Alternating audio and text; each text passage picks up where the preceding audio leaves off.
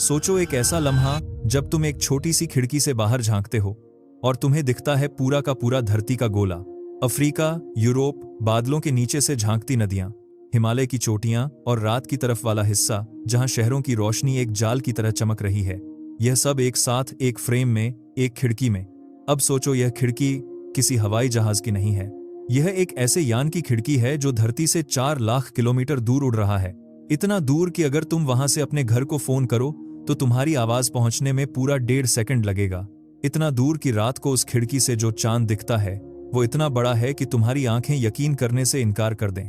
और सबसे हैरान करने वाली बात यह है कि इस रास्ते पर पिछले 53 ईयर्स में एक भी इंसान नहीं गया था। यह है आर्टेमिस 2 और यह सिर्फ एक स्पेस मिशन नहीं है, यह इंसानियत की सबसे लंबी, सबसे भारी और सबसे जरूरी वापसी है। आज हम इसकी पूरी कहानी जानेंगे कि आखिर 53 इयर्स का यह गैप क्यों था, इन 4 एस्ट्रोनॉट्स के साथ क्या क्या हो रहा है जो पहले कभी नहीं हुआ, और क्यों यह मिशन सिर्फ चांद की कहानी नहीं बल्कि उससे भी बहुत आगे की कहानी है। तो चलो शुरू करते हैं एकदम बेसिक से। अगर तुमने कभी रात को आसमान में चांद देखा है, जो कि तुमने जरूर देखा होगा, तो तुम्हें पता होगा कि वो कितना दूर लगता है, मगर असल में वो हमसे 3,84,000 किलोमीटर दूर है। और इंसान ने पहली बार 1969 में वहां कदम रखा। नील आर्मस्ट्रॉन्ग, बज ऑल्ड्रिन, वो मोमेंट जब पूरी दुनिया ने सांस रोककर एक छोटी सी टीवी स्क्रीन देखी। उसके बाद 5 और मिशंस गए। आखिरी बार 1972 में अपोलो 17 के एस्ट्रोनॉट्स चांद पर उतरे और फिर वो रुक गए। अब तुम सोच रहे होंगे कि आखिर रुके क्यों? पैसा था, टेक्नोलॉजी थी, इच्छा शक्ति क्यों नहीं रही? तो इसका जवाब थोड़ा कॉम्प्लिकेटेड है। Vietnam war, economic crisis, political will का खत्म होना। फिर स्पेस शटल प्रोग्राम आया जो अर्थ की ऑर्बिट में ही घूमता रहा। फिर चैलेंजर की ट्रेजेडी आई 1986 में, जब लॉन्च के कुछ ही सेकंड्स बाद शटल टुकड़ों में बिखर गया और 7 एस्ट्रोनॉट्स की मौत हो गई। फिर कोलंबिया 2003 में, एक के बाद एक झटके, हर बार हौसला टूटा, हर बार डेडलाइन आगे खिसकी, और इस तरह इंसान लो अर्थ ऑर्बिट की उस अदृश्य दीवार के अंदर कैद हो गया जो सिर्फ 400 किलोमीटर ऊंची है, धरती से चांद की दूरी का 1,000वां हिस्सा। मगर 4 दिन पहले फ्लोरिडा के आसमान में एक रॉकेट ने आग उगली और वो दीवार टूट गई। और जिन 4 इंसानों ने यह दीवार तोड़ी, उनकी कहानी उतनी ही इंटरेस्टिंग है जितना यह मिशन। पहले हैं कमांडर रीड वाइजमैन, एक नेवी टेस्ट पायलट जिन्होंने इंटरनेशनल स्पेस स्टेशन पर 165 डेज बिताए हैं। शांत और कैलकुलेटेड वो किस्म के इंसान जो क्राइसिस में भी काम रहते हैं। फिर हैं पायलट विक्टर ग्लोवर, और यहाँ एक बात है जो तुम्हें रुककर सोचने पर मजबूर कर देगी। विक्टर ग्लोवर पहले ब्लैक एस्ट्रोनॉट हैं जो कभी भी अर्थ की ऑर्बिट से बाहर गए हैं। मिशन स्पेशलिस्ट हैं क्रिस्टीना कोच, पहली महिला जो इतनी दूर अंतरिक्ष में जा रही हैं। और जेरेमी हैंसन, एक कनेडियन, पहले नॉन अमेरिकन सिटीजन जो चांद के करीब से गुजरेंगे। यह क्रू देखो और फिर अपोलो का क्रू याद करो। अपोलो में सिर्फ अमेरिकन मैन थे, कोई एक्सेप्शन नहीं, कोई डिस्कशन नहीं। 2025 में आर्टेमिस 2 का क्रू पूरी इंसानियत को रिप्रेजेंट करता है, और यह सिर्फ सिंबॉलिक नहीं है, यह जरूरी है, क्योंकि स्पेस किसी एक देश का, किसी एक रेस का, किसी एक जेंडर का नहीं है। अब बात करते हैं उन चीजों की जो इस मिशन में हो रही हैं और जो पहले कभी नहीं हुई। और यहाँ बहुत सी ऐसी बातें हैं जो सुनकर तुम्हें लगेगा यह तो होनी ही चाहिए थी, इतने साल पहले क्यों नहीं हुई। पहली बात यह है कि अपोलो के एस्ट्रोनॉट्स का बाथरूम एक प्लास्टिक बैग था। हाँ, तुमने सही सुना, एक एडहीसिव बैग जिसे वो अपने बॉडी पर टेप करते थे, एक दूसरे के सामने एक क्लोजेट जितने छोटे कैबिन में। 3 ग्रोन मैन, 14 दिन और कोई प्राइवेसी नहीं। और उस बैग को पूरे मिशन में अपने साथ उसी कैबिन में रखना पड़ता था। हर अपोलो एस्ट्रोनॉट जिसने इस बारे में ऑनेस्टली बात की है, उसने कहा कि यही स्पेस ट्रैवल का सबसे बुरा हिस्सा था। आर्टेमिस 2 में ओरायन स्पेसक्राफ्ट में एक प्रॉपर टॉयलेट है, दरवाजे के साथ, लॉक के साथ, प्राइवेसी के साथ। अगर सिर्फ यही एक बात होती तो भी 53 इयर्स का इंतजार वर्थ था। दूसरी बात, अपोलो का कैबिन इतना छोटा था कि साइंटिस्ट ने ऑफिशियली डिसाइड किया था कि एस्ट्रोनॉट्स एक्सरसाइज नहीं करेंगे। जगह नहीं थी, इक्विपमेंट नहीं था, और मिशन इतना छोटा था कि मसल और बोन लॉस एक्सेप्टेबल था। अपोलो के कई एस्ट्रोनॉट्स घर वापस इतने कमजोर आए कि खड़े होने में तकलीफ हुई।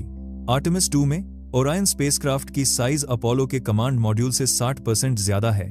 अपोलो का कैबिन एक बड़े क्लोजेट जितना था, ओरियन 2 मिनीवैन्स जितना है, साइड बाय साइड, सीट्स हटाकर, और इसमें एक फ्लाई व्हील है 14 किलो का, कैरी ऑन बैग जितना बड़ा। उस पर रोइंग होती है, स्क्वाट्स होती हैं, डेडलिफ्ट्स होती हैं जीरो ग्रेविटी में। चांद की तरफ जाते हुए यह सेंटेंस 1972 में किसी इंजीनियर को भी पागलपन लगता। अपोलो की फ्लाइट कंप्यूटर में कुल 72 किलोबाइट मेमोरी थी। केवल 72 किलोबाइट। आज तुम्हारे फोन में जो एक व्हाट्सएप मैसेज होता है वो उससे ज्यादा बड़ा हो सकता है। ओरायन के कंप्यूटर्स अपोलो से 20,000 गुना तेज हैं। और सबसे अमेजिंग बात यह है कि ओरायन खुद उड़ सकता है। 2022 में आर्टेमिस 1 मिशन में जब कोई एस्ट्रोनॉट नहीं था, ओरायन ने अकेले चांद का पूरा चक्कर लगाया गया, घूमा और वापस आया, पूरी तरह ऑटोमेटिक। अपोलो के एस्ट्रोनॉट्स टेक्निकली एक ऐसे व्हीकल में पैसेंजर्स थे जो विदाउट ग्राउंड कंट्रोल 1 मिनट भी नहीं चल सकता था। ओरायन के एस्ट्रोनॉट्स पायलट्स हैं, और यह इसलिए इंपॉर्टेंट है क्योंकि जब इंसान मार्स जाएगा तो सिग्नल पहुंचने में 20 मिनट लगेंगे। वहां कोई ग्राउंड कंट्रोल रियल टाइम में हेल्प नहीं कर सकता, और वो स्पेसक्राफ्ट को खुद फ्लाई करना होगा। अपोलो की फोटोज की पूरी एक मिशन की डाटा मेगाबाइट्स में होती थी। आर्टेमिस 2 के क्रू ने मिशन के 4 दिन में 100 गीगाबाइट फोटोज और डेटा भेजे, रेडियो से नहीं, लेजर से, इंफ्रारेड लाइट से। जब क्रिस्टीना कोच ने ओरायन की खिड़की से धरती की तस्वीर खींची, वो इमेज कुछ ही घंटों में पूरी दुनिया के स्क्रीन्स पर थी, हाई रेजोल्यूशन, रियल टाइम के करीब। अपोलो में एक फोटो ट्रांसमिट होने में मिनट्स लगते थे, और क्वालिटी इतनी होती थी कि पिक्सल्स गिने जा सकते थे। इस मिशन का क्रू चांद की एक ऐसी चीज देखेगा जो किसी इंसान ने आज तक नहीं देखी। चांद के फार साइड पर एक क्रेटर है जिसे ओरिएंटल बेसिन कहते हैं, 1000 किलोमीटर चौड़ा, इतना विशाल कि इसके अंदर पूरे फ्रांस के बराबर जगह आ जाए। रोबोट्स ने इसकी फोटोज खींची हैं, सैटेलाइट्स ने इसे मैप किया है, मगर किसी इंसान की आंखों ने इसे डायरेक्टली अपनी खिड़की से कभी नहीं देखा। अपोलो मिशंस की ट्रैजेक्टरी ऐसी थी कि यह हमेशा शैडो में या एंगल के बाहर रहता था। आर्टेमिस 2 का रास्ता अलग है, और नासा ने कॉन्फर्म किया है कि क्रू ने इसे ऑलरेडी अपनी आंखों से देख लिया है। पहले इंसान जिन्होंने वो देखा जो सिर्फ मशीन्स देख पाई थी।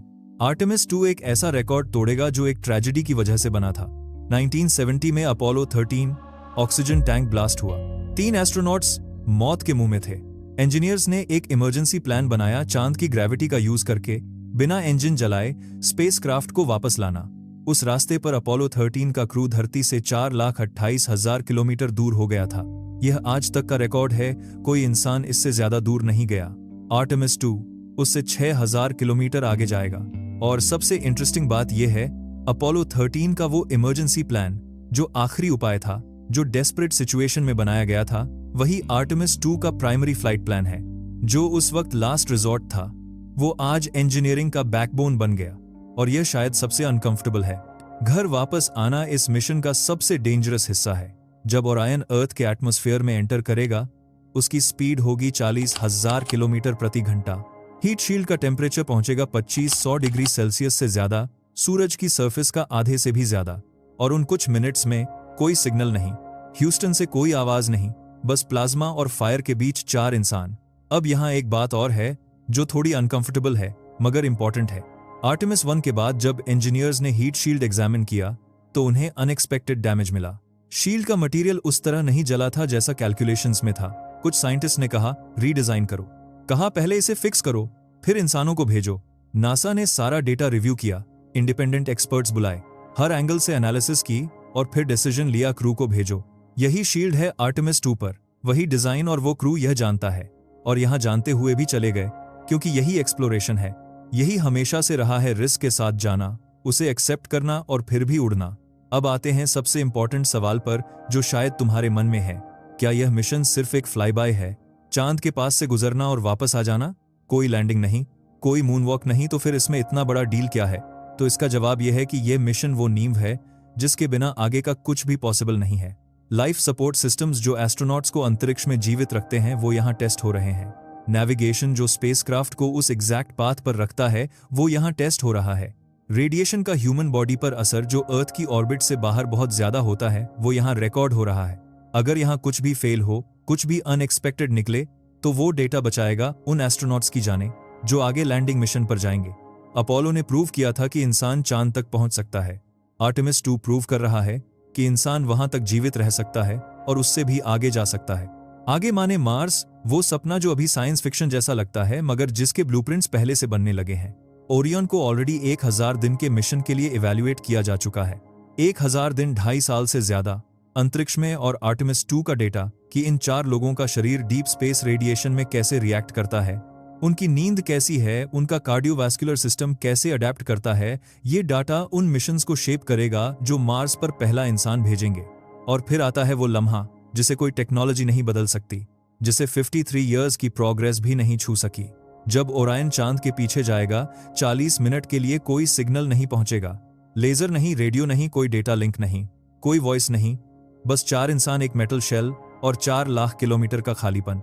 ह्यूस्टन इंतजार करेगा, पूरी दुनिया इंतजार करेगी, और उन 40 मिनटों में वो चारों लोग उस चीज को महसूस करेंगे जो किसी ट्रेनिंग में नहीं सिखाई जा सकती। अपोलो के एस्ट्रोनॉट्स ने भी यही साइलेंस सुनी थी 1969 में, 1972 में उन्होंने भी यही अंधेरा देखा था। 53 इयर्स में कंप्यूटर्स बदले, रॉकेट्स बदले, कैमरास बदले, कम्युनिकेशन बदला, टॉयलेट तक बदल गया, मगर यह साइलेंस, यह वैसी ही है। चांद अब भी सिग्नल ब्लॉक करता है, अंधेरा अब भी वैसा ही है, और उन 40 मिनटों में कोई टेक्नोलॉजी नहीं बचाती, बस इंसान होता है खुद के साथ ब्रह्मांड के बीच में। आर्टेमिस 2 हमें एक बात याद दिलाता है जो हम भूल जाते हैं। अपोलो के क्रू कॉन्करर्स थे, उनका टारगेट था चांद और उन्होंने हिट किया। आर्टेमिस 2 का क्रू पाथफाइंडर्स हैं। चांद इनके लिए डेस्टिनेशन नहीं है, यह पहला पड़ाव है, एक ऐसे रास्ते का जो मार्स तक जाता है। और ये क्रू जो पहली बार इतना डाइवर्स है, जो पूरी इंसानियत को रिप्रेजेंट करता है, ये बताता है कि एक्सप्लोरेशन किसी एक देश का नहीं होता, किसी एक कलर का नहीं, किसी एक जेंडर का नहीं, ये हम सबका है, और ये हम सबके लिए है। एक 23 साल के लड़के ने प्लूटो खोजा था, एक 11 साल की बच्ची ने उसका नाम रखा था।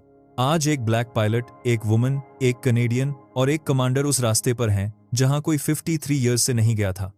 साइंस में उम्र कोई बैरियर नहीं है, बैकग्राउंड कोई बैरियर नहीं है, क्यूरियोसिटी और हिम्मत बस यही चाहिए। तो वो खिड़की याद है जिससे हमने शुरू किया था, जहां से पूरी धरती दिख रही थी? अभी इस वक्त 4 इंसान उस खिड़की के सामने बैठे हैं, वो नीला गोला देख रहे हैं। रीड वाइजमैन ने कहा, तुम पोल टू पोल पूरी धरती देख सकते थे, अफ्रीका, यूरोप, और अगर ध्यान से देखो तो नॉर्दर्न लाइट्स भी। यह सुनकर जो फीलिंग आती है, वो फीलिंग उन 4 लोगों के लिए लाखों गुना ज्यादा होगी जो वहां एक्चुअली हैं।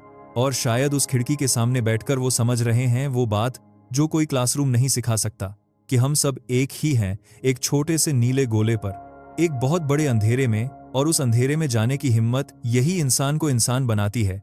जब पहला इंसान किसी अनजान पहाड़ की चोटी पर चढ़ा होगा, जब पहली बार किसी ने समंदर में नाव डाली होगी, जब नील आर्मस्ट्रॉन्ग ने चांद की धूल पर पहला कदम रखा था, और आज जब आर्टेमिस 2 का क्रू उस साइलेंस में उड़ रहा है जहां कोई सिग्नल नहीं पहुंचता, कोई आवाज नहीं आती, वो उसी धागे को आगे बढ़ा रहे हैं जो 1972 में टूट गया था।